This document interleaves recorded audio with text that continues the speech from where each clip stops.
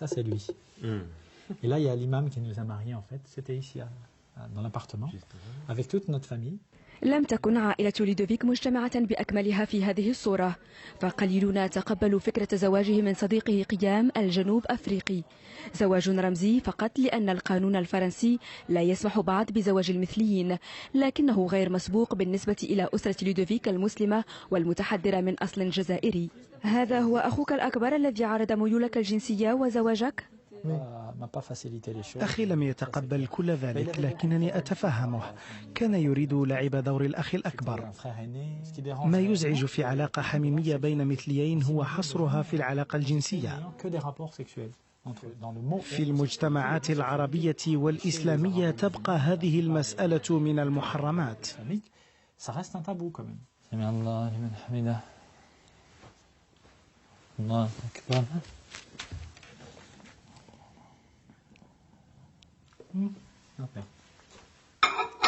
بعد زواجه من قيام في شباط فبراير الماضي، بات لودوفيك ينظر إلى الحياة بشكل آخر. عائلته التي لطالما رفضت مثليته لمست تغييرا في شخصيته.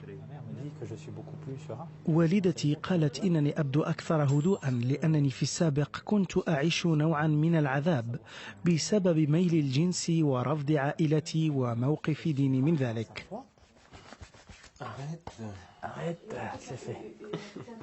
قرار لودوفيك وقيام الزواج بالرغم من معارضة محيطهما في البداية لم يكن عبثيا. كمسلمين فهما يعتبران أن الزواج هو الإطار الوحيد لكل علاقة بين شخصين مغرمين ببعضهما البعض ولو كان مثليين. أرى أن الإسلام يطالبنا بإقامة علاقات حميمية واضحة تقوم على الإخلاص والوفاء، لكنه لم يحدد ما إن كانت هذه العلاقة بين رجل وامرأة أو غير ذلك.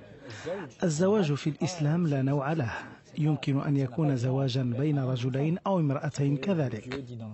فالله عندما تحدث عن قوم لوط تحدث عن المثليين، لكن كلمة المثلية الجنسية لم ترد في القرآن.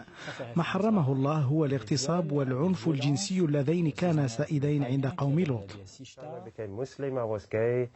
عندما اعتنقت الإسلام كنت قبلها مثليا، وكنت أعرف أن المسلمين يعتبرون أن المسلم لا يجب أن يكون مثليا، لكنني أتساءل دائما لماذا سيحاسبني الله على مثليتي وأنا لم أختر أن أكون كذلك.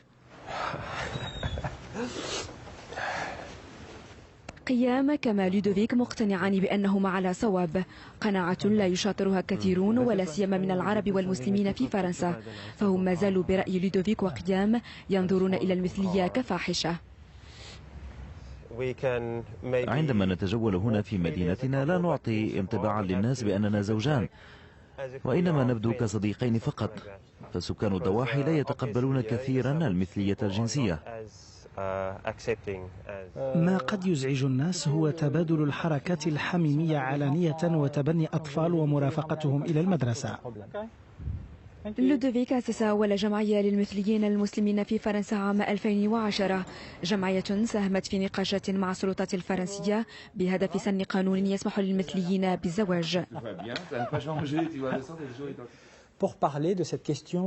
تحدثنا عن رفض بعض السلطات الدينية في فرنسا لأي نقاش حول فتح باب الزواج للمثليين.